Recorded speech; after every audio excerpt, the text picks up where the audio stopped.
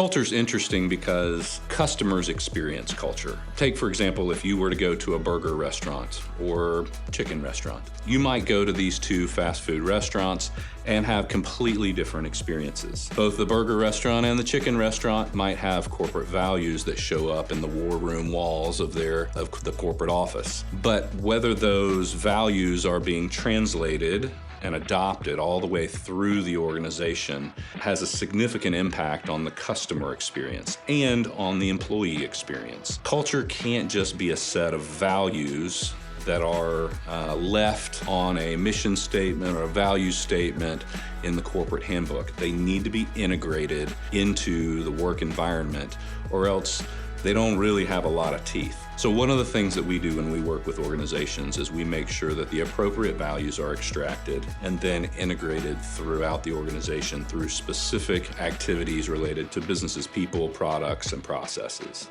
The title Culture Architect is something that Alan came up with, and it's this idea that an owner wants a great place to work, but they don't necessarily know how to make it happen. So we would take time sitting down with the owner and sometimes their spouse, which is really fun because they both have these ideas about what they want the company to be, and really extract all of these values into something that's like concise, succinct, and memorable. We walk with the owners on the design piece. The owner has to be 100% bought in. It has to be their values. And so we're just kind of walking alongside them and kind of at times nudging them and at times coming up with ideas, but it has to come from them. So while we may, kind of map it out and create it, the design piece at times comes from the owner, at times comes from us, but it's like we're walking alongside them to help that, come to a fruition. One of the things that LEAD can do when it comes to cultural design and the culture of any business is, first of all, to identify what's operating. And once we can identify that through tangible means, this is what your employees say, this is how your employees feel, this is what